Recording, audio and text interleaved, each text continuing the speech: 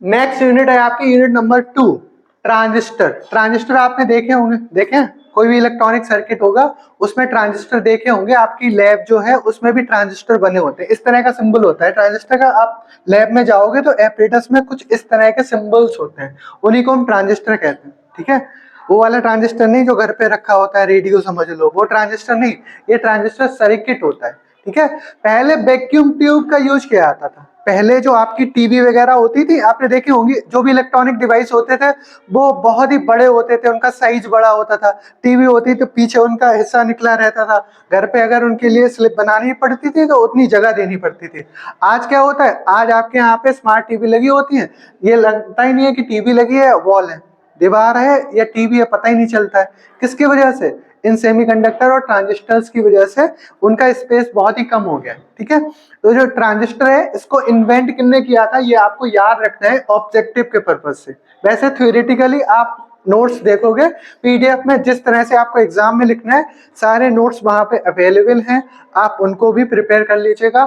ये आपको यहाँ पर चीजें समझ आ जाएं और फिर उसके बाद आपको वहां भी एक बार पढ़ना पड़ेगा, तब आपको डिस्क्रिप्टिव एग्जाम की तैयारी भी वहां से हो जाएगी। बाकी यहाँ पे आपको चीजें समझ आ जाएंगी। और ऑब्जेक्टिव के लिए कुछ की नोट्स हमने यहाँ पे लिख दिए हैं, शॉर्ट नोट्स की तरह, इनको आपको लिख लेना है। ठीक है, तो ट्रांजिस्टर इन्वेंट किसने किया ये आपको पता होना चाहिए। इन्वेंटेड इन 1948, 1948 में इन्वेंट हुआ, किसके द्वारा? Bardeen and Brattain of Bell telephone laboratories USA, यानी एक अमेरिका की बेल लेबोरेटरी में बार्डेन और ब्रेटन ने इसको इन्वेंट किया।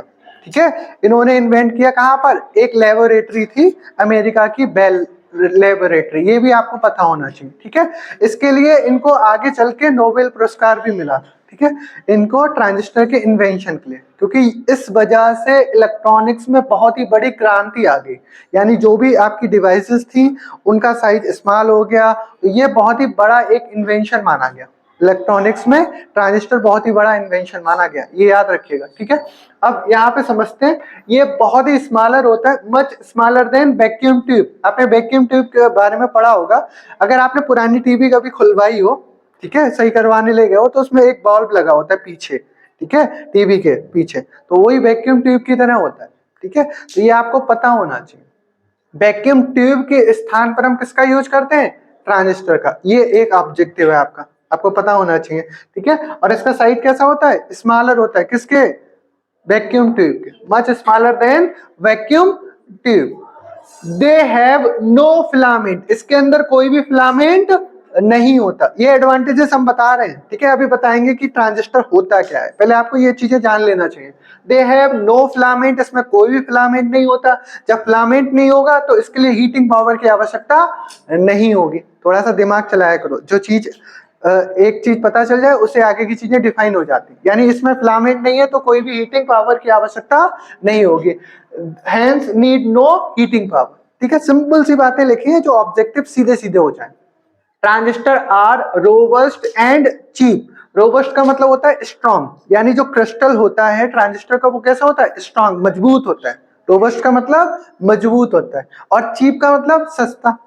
ठीक है, 1-2 रुपए में मिल जाए, चवन्नी अठन्नी मिल जाए। ठीक है, ऐसा नहीं है, सस्ता होता है, चवन्नी अठन्नी में मिलता है। फिलहाल कंपैरिजन और डिवाइसेस के ये चीप होता है, सस्ता होता है। ठीक है, तो ये याद रखना, रोबस्ट होता है और दूसरा चीप होता है। और आगे देखिए, they have a much longer operation life. इनका जो ऑपरेटिंग लाइफ है, मतलब वर्किंग जो है, वो बहुत ही ज्यादा होता है। ठीक है, compare to vacuum tube. Vacuum tube बहुत जल्दी खराब हो जाती है, आपने देखा होगा पहले टीवी जो भी थी या जो भी कंप्यूटर थे वो बहुत जल्दी खराब हो जाते थे।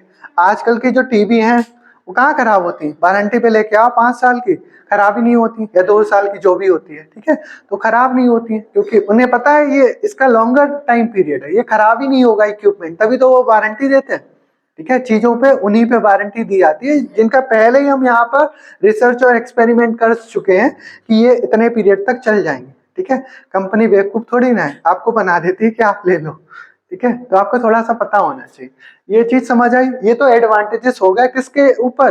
वैक्यूम ट्यूब के ऊपर। यानी अगर आप वैक्यूम ट्यूब नहीं लगाओगे किसी डिवाइस में तो क्यों नहीं लगाओगे, ये आपको पता होना चाहिए। ठीक है, इनसे डायरेक्ट क्वेश्चन आते हैं, वो हमने बता दिया। अब बात करते हैं ट्रांजिस्टर क्या होता है। ट्रांजिस्टर एक 3 टर्मिनल डिवाइस होती है। क्या होती है? 3 टर्मिनल डिवाइस। इसको हम पी और एन सेमीकंडक्टर की सहायता से बनाते हैं। ये पॉइंट्स लिखना चाहो तो आप लिख सकते हो, यहाँ पे अपने बोर्ड पे नहीं लिखे हैं। आपको पता होना चाहिए ट्रांजिस्टर 3 टर्मिनल डिवाइस होती है, नोट्स में लिखा है, एक बार पढ़ोगे समझ आ जाएगी। और ट्रांजिस्टर में जो ट्रांजिस्टर बनता है वो पी टाइप और एन टाइप सेमीकंडक्टर के द्वारा बनता है। सैंडविच खाया है सबने? सैंडविच खाया होगा। कैसे बनता है सैंडविच? आलू से और ब्रेड से। कैसे बनता है फिर? उसका वो आता है। चलो रहने दो, मैं बता रहा हूँ, वरना आप तो यहाँ पे फिजिक्स की जगह पूरी वो क्लास हो जाएगी कुकिंग वाली। ठीक है, हाँ ध्यान से सुनो। सैंडविच कैसे बनता है आपने देखा होगा। सैंडविच कैसे बनता है? एक ब्रेड लेते हैं, दूसरा ब्रेड लेते हैं और बीच में थिन लेयर बिछाते हैं, चाहे मक्खन की लगाएं, चाहे आलू की लगाएं, चाहे किसी भी चीज की लगाएं। ठीक है, ऐसे करके बनता है। बनाना नहीं आता कोई नहीं, हमसे सीख लो। तो ऐसे करके क्या करते हैं, 2 ब्रेड के टुकड़े लेते हैं, उनके बीच में एक थिन लेयर बिछाते हैं, तो सैंडविच बनता है। ऐसे ही यहाँ पे सिंपल यही कॉन्सेप्ट लगता है।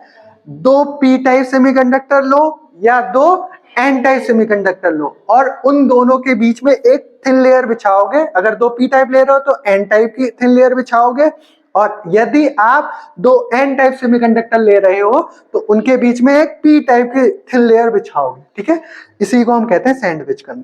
ठीक है, तो इस तरह से ट्रांजिस्टर बनता है हमारा। यानी जब 2 पी टाइप सेमीकंडक्टर या जब 2 एन टाइप सेमीकंडक्टर को किसी एक पी टाइप लिया तो हमारे एक एन टाइप होगी, और अगर हमने एन टाइप लिए दोनों तो एक हमारी पी टाइप की थिन लेयर होगी, उसको सैंडविच करें। ठीक है, तो इस तरह से हमारा पीएनपी या एनपीएन ट्रांजिस्टर प्राप्त होता है। पी टाइप में मेजॉरिटी चार्ज कैरियर्स हमारे क्या होते हैं? होल्स, पीछे हम पढ़ा चुके हैं। ठीक है, सेमीकंडक्टर में। और एन टाइप में मेजॉरिटी चार्ज कैरियर्स क्या होते हैं? इलेक्ट्रॉन्स। ठीक है, इसका हम सर्किट बता देते हैं आपको किस तरह से बनता है। अब यहाँ पर देखो, ट्रांजिस्टर 3 टर्मिनल डिवाइस होती है, ध्यान से समझना। तो ये एनपीएन ट्रांजिस्टर है, ये पीएनपी ट्रांजिस्टर है। यहाँ पे एन में फ्री इलेक्ट्रॉन्स आप शो कर सकते हो, यहाँ पे अभी हमने नहीं शो किए हैं, और पी टाइप में होल्स भी शो कर सकते हो, ऐसे ही यहाँ पे भी। ठीक है, अभी यहाँ पे हमने नहीं बनाए हैं, उसमें वर्किंग में बता देंगे। ठीक है, समझ आ जाएंगी चीजें। तो ये 3 टर्मिनल की डिवाइस है, ये इस तरह से इसका ब्लॉक डायग्राम बनता है। ये जो लेफ्ट वाला हिस्सा है, इधर लेफ्ट वाला हिस्सा, इसको क्या बोलते हैं? Emitter terminal. क्या बोलते हैं? इमीटर। आपने पढ़ा होगा 12th में, उत्सर्जक पढ़ा है, उत्सर्जक। और इसको बीच वाले हिस्सों को क्या बोलते हैं? जिसको सैंडविच किया जाता है, इसको क्या कहते हैं? बेस या आधार। ठीक है, ये सब पढ़ रखा है आपने क्लास 12th में, अब याद नहीं है तो वो अलग बात है। और इसको क्या बोलते हैं? कलेक्टर टर्मिनल, जो राइट वाला हिस्सा है। ठीक है, संग्राहक। ठीक है, और एक चीज इसमें बहुत खास है, इमिटर की तुलना में कलेक्टर बड़ा होता है, और इमिटर और कलेक्टर की तुलना में जो आधार है यानी बेस है वो बहुत ही पतला होता है। लगभग base reason must be very thin, usually less than 10⁻³ centimetre. Objective most important, याद रखिएगा। ठीक है, बहुत कम होता है, थिन लेयर होती है, लगभग 10⁻³ सेंटीमीटर से भी कम। ये ऑब्जेक्टिव डायरेक्ट पूछ ले। ठीक है, सिंपल सी बात समझ आई। ये हमारा क्या हो गया?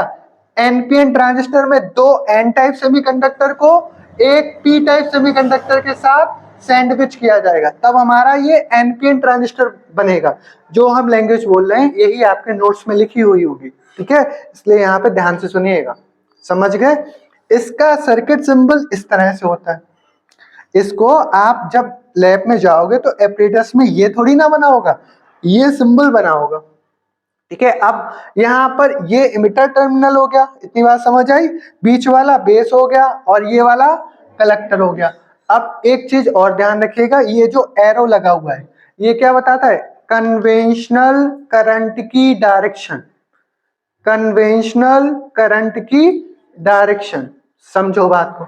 अब ये हमारा एनपीएन ट्रांजिस्टर है, लिख के नहीं आएगा, आपको सिंबल दिया होगा, बताना होगा कौन सा ट्रांजिस्टर है। ठीक है, अब एक चीज याद रखना, ये अगर एरो आपका बेस से इमिटर लगा हुआ है, ठीक है, बेस से इमिटर लगा हुआ है, तो हमेशा याद रखो जिधर से जिधर के लिए एरो होता है, ठीक है, जिधर से होता है उधर पी होगा, बस इतना याद रखो। एक चीज याद रख लीजिए, जिधर से एरो लगाया जाता है उस साइड P होगा।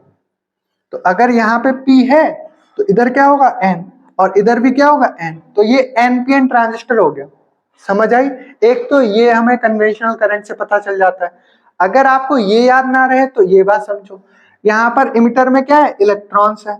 जब आप इसको फॉरवर्ड वाइज करोगे, फॉरवर्ड वाइज की कंडीशन में होगा, फॉरवर्ड वाइज करोगे तो N को निगेटिव से P को पॉजिटिव से जोड़ोगे।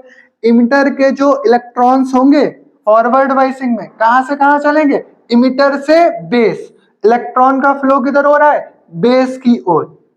और कन्वेंशनल करंट की जो डायरेक्शन है वो किधर है, बेस से इमिटर की ओर। यानी एक चीज इसमें ऑब्जेक्टिव निकल के आता है कि जो हमारे इलेक्ट्रॉन्स चलते हैं उन इलेक्ट्रॉन्स की विपरीत दिशा में कन्वेंशनल करंट की डायरेक्शन होती है।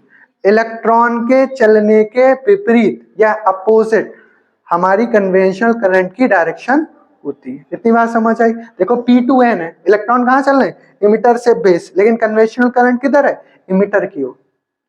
दो बातें क्लियर हुई? P2N होगी, यहां से हम सर्किट पता लगा लेंगे NPN है या PNP, और दूसरा हम ये पता लगा सकते हैं कि इलेक्ट्रॉन कहां से किधर फ्लो हो रहे हैं। तो ये NPN ट्रांजिस्टर सबको समझ आया। अब ऐसे ही PNP ट्रांजिस्टर समझो, ये वाला टर्मिनल इमिटर, बीच वाला बेस और ये वाला कलेक्टर। जब दो P टाइप सेमीकंडक्टर के बीच एक N टाइप सेमीकंडक्टर की थिन लेयर को सैंडविच कर किया जाता है तो इस तरह से हमें क्या मिलेगा, PNP ट्रांजिस्टर। तो इस तरह से हमें PNP ट्रांजिस्टर प्राप्त होता है। बिल्कुल सिंपल सी लैंग्वेज है। इसका सर्किट डायग्राम जो होता है हमारा वो किस तरह से होगा, वही सिंबल बनते हैं, इमिटर बेस कलेक्टर, लेकिन इसमें एरो किधर लगा होगा, अभी हमने आपको बताया P2N, किधर, P2N। तो ये P, ये N और ये P। सिंपल, बिल्कुल इजी है, कुछ ऐसा नहीं है जो आपको समझना है। ठीक है, तो ये याद रखिएगा, इमिटर बेस कलेक्टर। और जब दो P टाइप सेमीकंडक्टर के बीच में एक N टाइप मिलाते हैं तो हमारा PNP ट्रांजिस्टर, और जब दो N टाइप सेमीकंडक्टर के बीच में एक P टाइप सेमीकंडक्टर सैंडविच किया जाता है तो हमारा NPN ट्रांजिस्टर प्राप्त होता है। इनके सर्किट सिंबल याद रखिएगा, ऑब्जेक्टिव डायरेक्ट आते हैं तो वहां पे चीजें आपसे यही पूछी जाती हैं, और कुछ इसमें है नहीं। अच्छा, आप वर्किंग समझ लीजिए। वर्किंग आपकी बहुत ही अच्छी है और बहुत ही ईजी है, बहुत ही ईजी है। ठीक है, आपने पीएन जंक्शन डायोड देख लिया, फॉरवर्ड वाइज क्या होता है, रिवर्स वाइज क्या होता है, उसी हिसाब से समझना है। ठीक है, अब पीएनपी ट्रांजिस्टर की हम वर्किंग बता रहे हैं, सेम ऐसे ही एनपीएन ट्रांजिस्टर की। सिंपल, समझ आ रही है बात? देखो कैसे होगा। पी टाइप में होल्स दिखा दिए हमने मेजॉरिटी चार्ज कैरियर्स में, एन टाइप में हमने इलेक्ट्रॉन्स दिखा दिए। ये कोई फिक्स नहीं है, हमने 3 दिखाया, आप 4 दिखा दो, 5 दिखा दो, उससे कोई फर्क नहीं पड़ता है। ठीक है, और पी टाइप में इधर क्या होंगे, हमारे होल्स होंगे। ठीक है, ये हमने बड़ा हिस्सा इसलिए बनाया क्योंकि यहाँ से मेजॉरिटी चार्ज कैरियर्स चलेंगे और यहाँ पे आके रुकेंगे, या यहाँ पे आके में रिजल्ट प्राप्त होगा, इसलिए संग्राहक या कलेक्टर बड़ा होता है। एग्जामिनर पूछ लेते हैं बड़ा क्यों होता है। ठीक है, और ये पतला क्यों होता है ये भी यहाँ पे पूछ लेते हैं, वो भी हम आपको यहाँ पे क्लियर करते हैं। तो होगा क्या, अब इसको हमें क्या करना है, इमिटर बेस को फॉरवर्ड वाइज करते हैं, बेस कलेक्टर को रिवर्स वाइज करते हैं। फॉरवर्ड वाइज रिवर्स वाइज आपको करना आता हो तो बहुत इजी है। फॉरवर्ड वाइजिंग के लिए क्या करेंगे, पी टाइप को बैटरी के पॉजिटिव टर्मिनल से और एन टाइप को बैटरी के नेगेटिव टर्मिनल से। इसको रिवर्स वाइज करने के लिए क्या करेंगे, पी टाइप को बैटरी के नेगेटिव टर्मिनल से और एन टाइप को बैटरी के पॉजिटिव टर्मिनल से। सिंपल, देखो वाइसिंग होगी। अब ये फॉरवर्ड वाइज होने की वजह से क्या होगा, इमिटर के होल्स कहाँ जाएंगे, रिपल हो गए इधर से, तो कहाँ जाएंगे, बेस की ओर। और बेस में आपके इलेक्ट्रॉन बहुत कम है, मान के चलो यहाँ से 100% चले, बेस के इलेक्ट्रॉन से मिलकर के 5% डिफ्यूज हो गए। डिफ्यूज का मतलब खत्म हो गए। 95% बचे, वो कहाँ जाएंगे, वो कलेक्टर में पहुंचकर कलेक्टर करंट बनाएंगे। फिर से समझो, फॉरवर्ड वाइज होगा, यहाँ से रिपल करेंगे, ये होल्स इमिटर की ओर चलेंगे, इमिटर की ओर चलेंगे तो इमिटर करंट इसमें फ्लो होगी, कौन सी, IE। इमिटर करंट को क्या कहते हैं, IE। अब ये होल्स इलेक्ट्रॉन से मिलकर के, बेस के इलेक्ट्रॉन से मिलकर के डिफ्यूज होंगे, तब बेस करंट प्रोड्यूस होगी, कौन सी, IB, बेस करंट। अब ये जो हमारे डिफ्यूज हो जाएंगे, 95% बचे, ये कहाँ जाएंगे, कलेक्टर में पहुंच के कलेक्टर करंट बनाएंगे, कौन सी, IC। और जो IE होगी इमिटर करंट, वो बराबर होगी किसके, बेस करंट IV और कलेक्टर करंट IC के। सिंपल। और एक चीज यहां से याद रखना ऑब्जेक्टिव के लिए, IE is greater than IV और IE is greater than IC।